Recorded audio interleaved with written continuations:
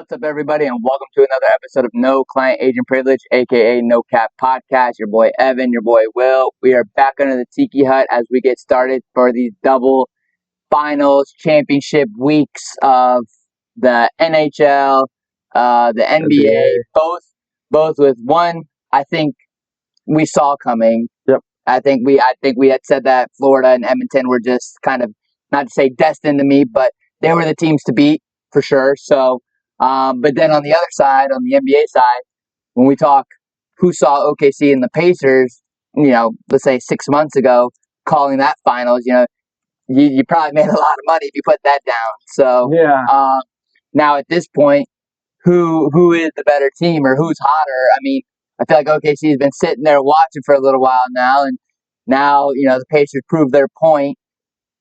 Who is it that comes out on top? I mean, y'all can see from his shirt where Will sits in the equation. So go ahead, let's hear it. We might as well get it off your chest now. So go ahead. What are the difference makers? What is it? Defense. You got the number one defense in the league versus the number two offense in the league. It's going to be really a test of, is OKC going to be able to turn that defense into made shots? That's really what it comes down to. Pacers have been hot. The Pacers go on those streaks where they can't miss from deep, or whatever the case may be. OKC might find themselves in a hole if they can't score. That's the whole thing. I'm not saying this is going to be a breeze. I know I mentioned in our last episode I don't think it's going to be close. Like in general, I think 5-6 games in the Thunder's favor. I still believe that. But the Thunder got to make shots. That's the biggest thing. But the defense is going to be there. And honestly, if you look at the statistics, Halliburton has had some of his worst games against the Thunder when you combine, especially when Lou Dort's guarding him, but also when you have Caruso and you have Case and Wallace as well. Those three right there, lockdown perimeter defenders, especially in the playoffs. And Halliburton has averaged, I believe, his lowest against any team in assists. We all know that he is really known for his scoring, sure, but more so the assist side, averaging almost 10 a game. So if you can limit his production, and he's not going to be able to get around Dort, Wallace, Caruso like he was with Brunson, he was kind of having his way. If you can limit him, make him pass, and then make people miss shots, that's how it's going to work for the Thunder. Yeah, I mean, you bring up good points. I mean, obviously, Halliburton is their offensive key. That's what gets the engine going. You get him started, the whole team gets started. I mean, I know people were saying, how did Siakam win the Eastern Conference, MVP? Consistency. But yeah, I mean that too. So I look at it from I think they both have their kryptonites against each other. I think they have a weakness towards each other. I think Siakam is going to give Jalen Williams a little bit of fits because of his athleticism. I think we saw that with Siakam going up against Cat, a little bit bigger. I mean, obviously Jay is not that big, but with regards to experience, Siakam brings a lot of that. OKC, that I guess is probably. I mean, not to say that. I mean, by any means, Miles Turner is probably the last person on the Pacers to have been to a finals. I mean, right. You're not talking as if there is huge discrepancies with finals appearance. Experience besides Siakam and Miles. So when you take those two out of consideration, I mean, OKC has about as much experience as the Pacers. So is experience truly a factor in this one? Maybe a little bit. Maybe just because Siakam could maybe help, being the vet, it does help having him in the locker room. OKC not truly having anybody that has been to a finals.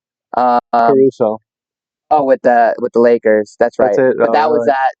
But that was the Disney one. Yeah. Yeah. Well, we'll call that as it is. We'll say it's a finals, but it is what it is. Anyways, again, even to the extent that even as little bit of a finals experience as that is, it definitely still will bring some value to the team on that end. Yeah. Even the Western Conference Finals was uncharted waters for most of majority. the Thunder team.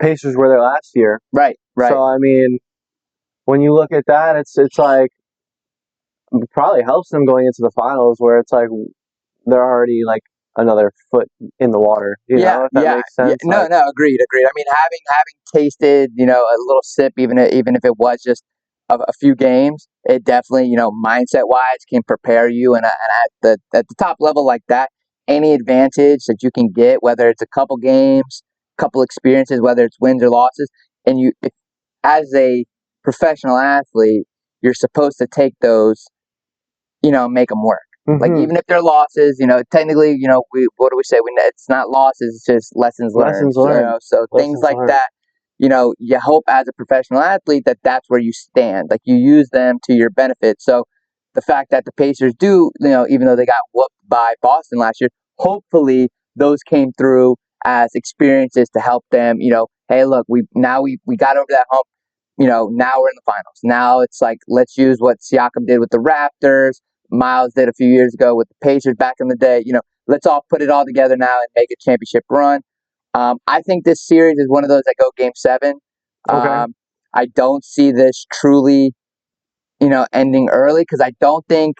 I know you look at it from OKC being, disruptive and defensively sound, and we always talk about defenses win championships, but at the same time, Pacers truly, put the defense down on their end as well to, put them into this finals, against the Knicks that was a high-scoring, high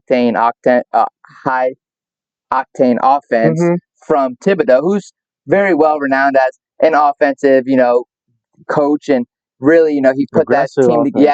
He put that team together for that specific reason. Sure. I know they had some bumps with Cat and not really playing up to par, and it is what it is on the Knicks side. But I'll just say this, and I laugh because I was watching the finals commercial on like ABC. Oh, the finals are here. There were more Knicks highlights than there were Pacer highlights.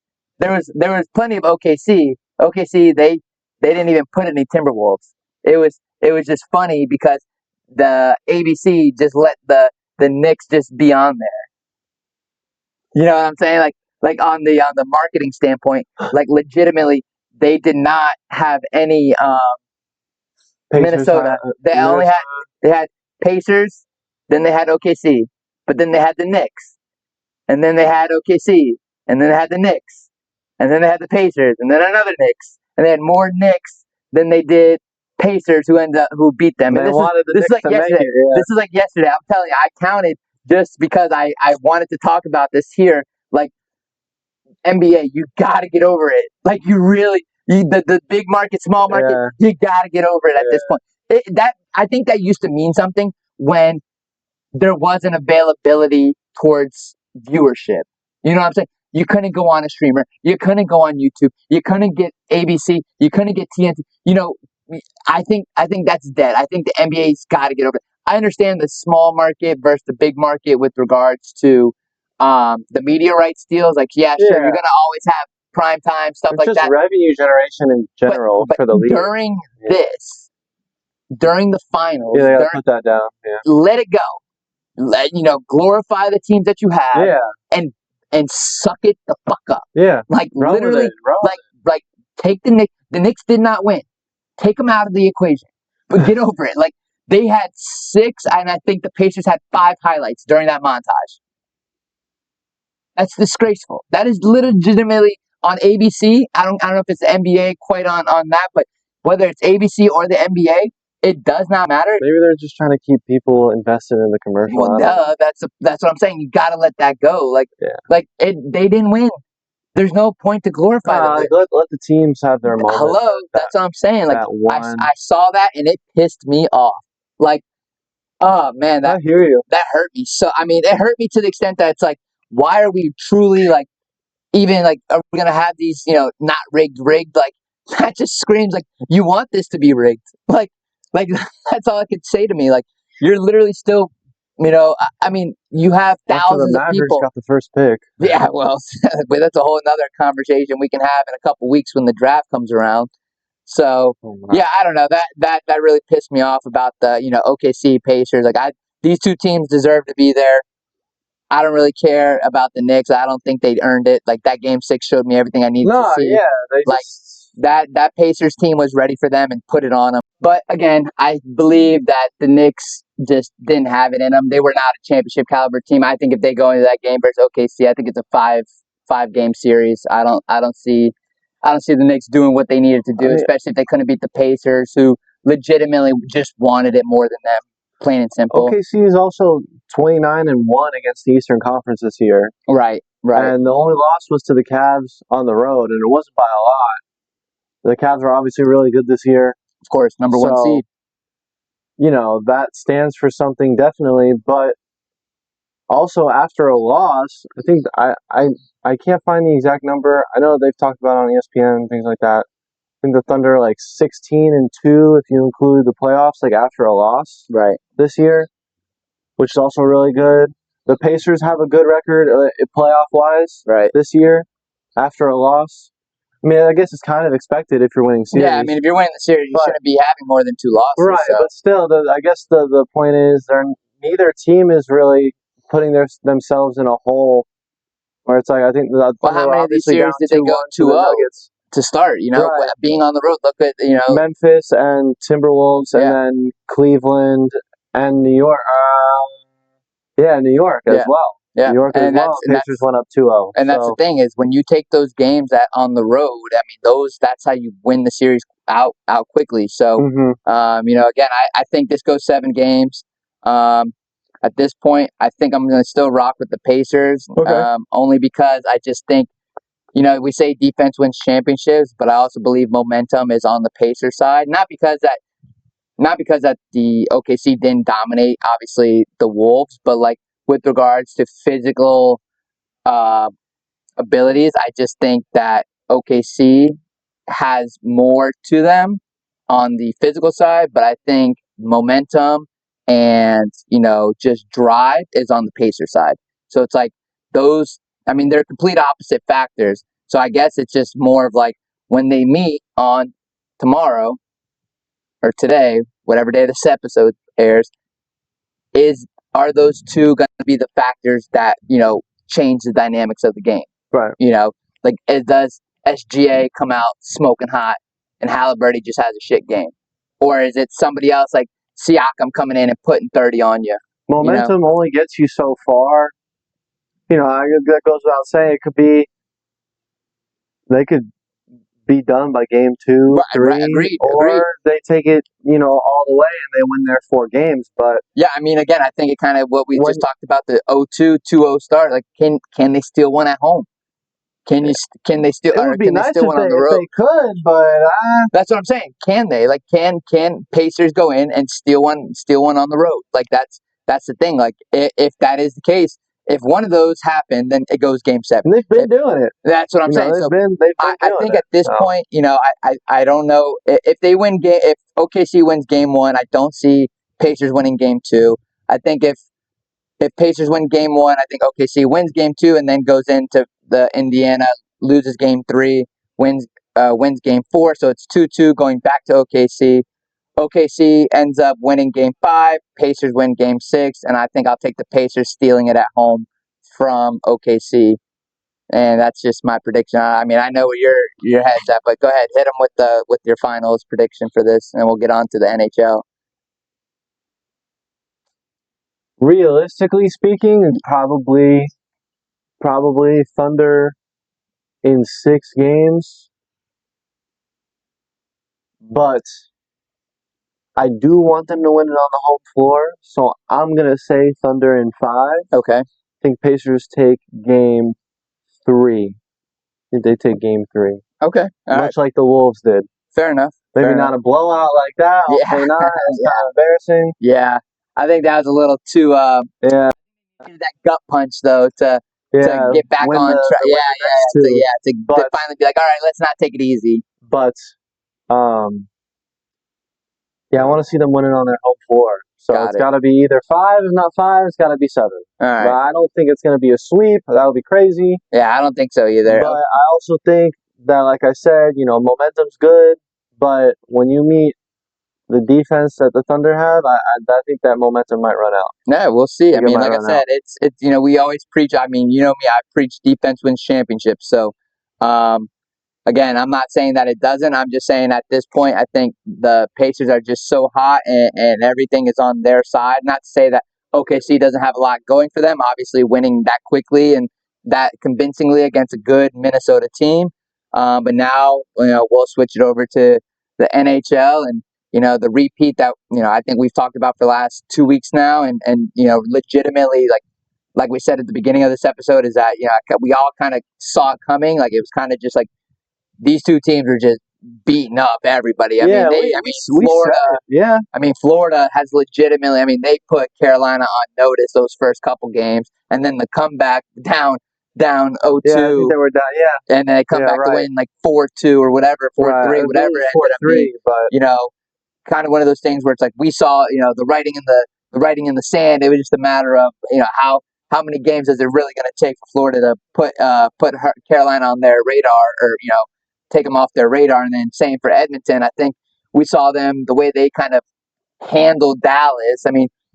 Dallas put up a good fight, and I think Dallas is again just kind of one of those teams that's just I don't know what it's going to take to get them over that hump.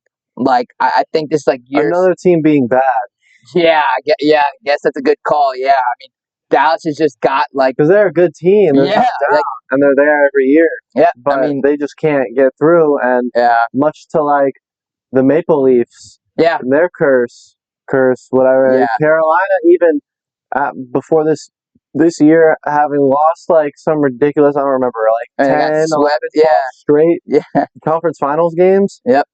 Like maybe it was less than that, but either way, I think it kind of has something to do with the seeding of the NHL playoffs, Yeah, and that the fact that like I've noticed that like the best teams, like actually the statistically best teams, square off usually in the second round. I agree. So at least I think that's how. I'm not exactly too Sometimes, familiar, just because of it the way does the kind divisions of happen. are. Yeah, it does kind of happen I've like that. noticed that I feel like we get some of the best matchups that go like your 7 games Yeah, in the second round. right. So, um, obviously Edmonton and Florida deserve to be there. Yeah, Toronto they are gave the. Florida a run for their money, Yep. and just like I'd say that Dallas pretty much gave the Oilers are up for their Yeah, money. I don't think it was 7 games. no, I don't it was think 5. I think. 5. Yeah, Well, 4. It was still to the extent that Dallas didn't have enough. They just didn't have enough. Period. Like offense, defense. They had Edmonton's just a better team, and Dallas. Not to say Dallas is a bad team by any means. They just legitimately put it on them again. Kind of one of those things where it's like those two teams are supposed to be in the finals. Like they deserve those two the conference finals at least. So it's like for those teams, you look at it and you're like, okay, well, we saw what Edmonton did last year. Maybe they are the best team to go up against Florida again. I mean, hmm for me, I think Florida's better, and not to say Edmonton's not better, but I think Florida's more better, I guess I would say, than what Edmonton's better is from last year. So I think Edmonton got a little better, but I think Florida got even better than uh-huh. they're better. So at this point, I kind of think it happens. I don't even think it goes 7 games this year for this series. I think it goes 6, and Florida wins it. I think Sir Stanley is going to be swimming in the Atlantic in the elbow room, and this year we'll be there. We'll be in the elbow room with you boys. Canuck, Kachuk, we'll be with you. All the Florida boys. We'll be there.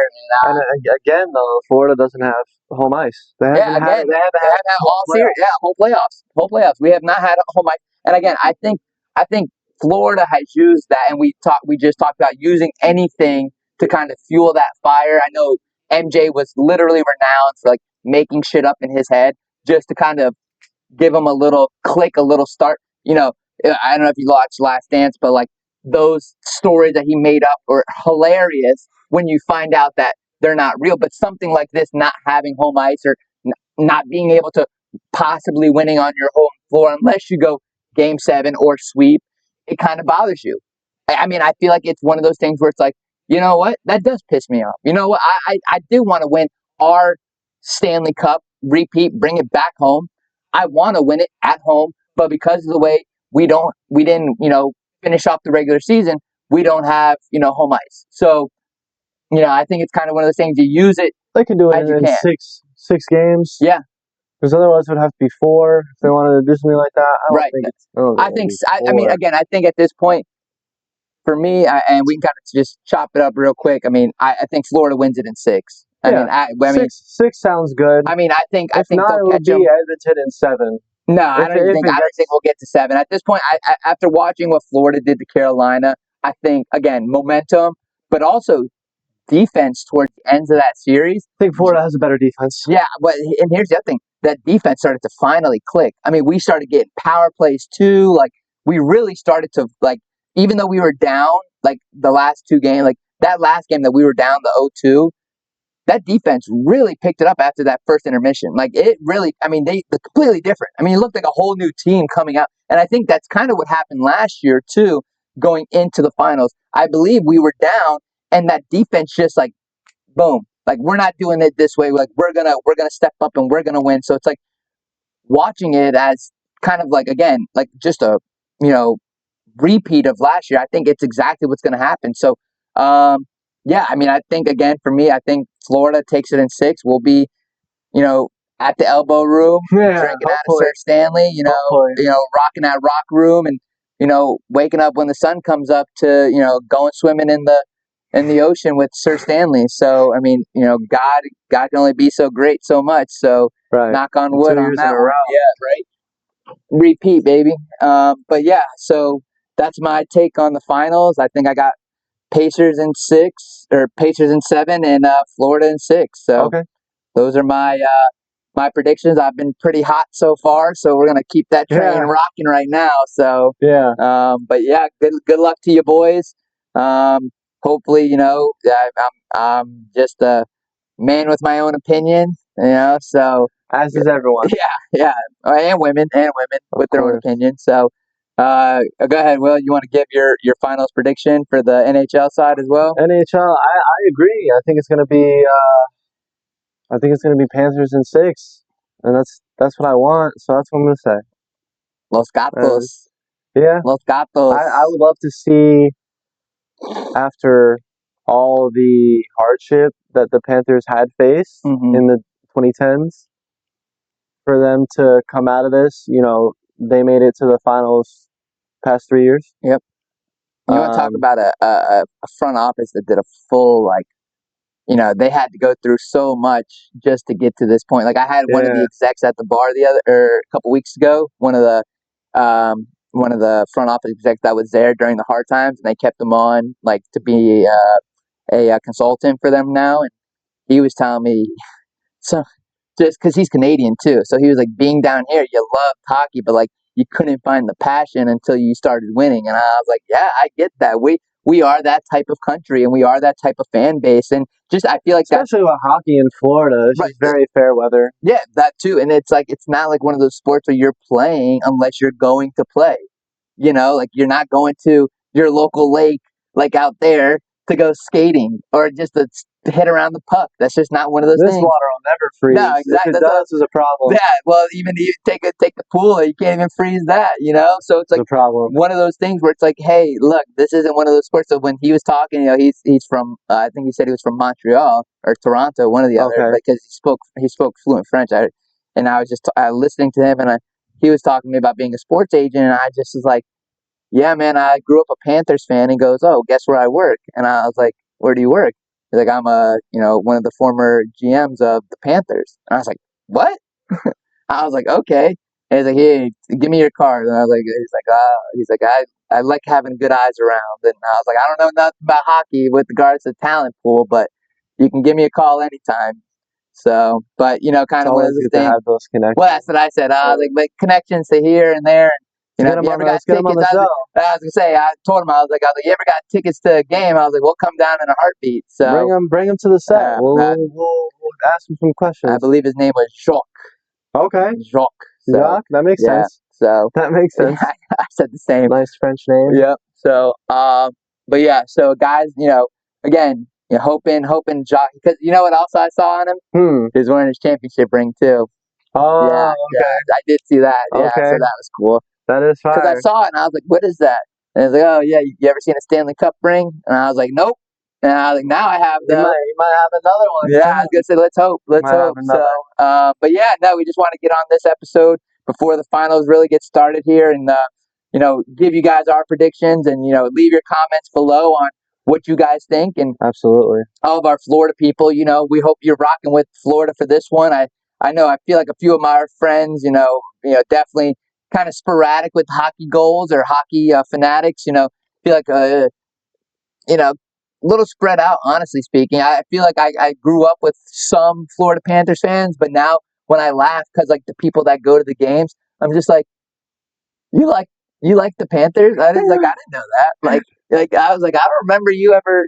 Yeah. I mean, yeah. That's what I mean. I guess when you don't have a fan or you're not a fan in generally speaking, or you're not just like growing up, weren't into hockey, and I guess you have no one else to root for, like because you're born and raised down here, or like you're not from a different city that has it. It makes sense. Right. Like why would I not root for the team that's winning? Right. So, but yeah, no, I kind of laugh at, like everyone, not to say bandwagon, because, you got to be fan of the game to truly be a bandwagon. But I guess like same concept, you're jumping on while they're hot. It is what it is. But hey, you can't beat them, join them. So, Yep. At that point, hopefully just bring another championship. So, Yep. for Will, for me, thank you for joining us on another episode of No Client Agent Privilege, aka No Cap Podcast. We will see you guys next time, and we'll talk about hopefully the final champions by then. Yep. So we'll see if our predictions are correct. We hope you joined to see if we were in the first place. Yep. And we'll see you guys next time.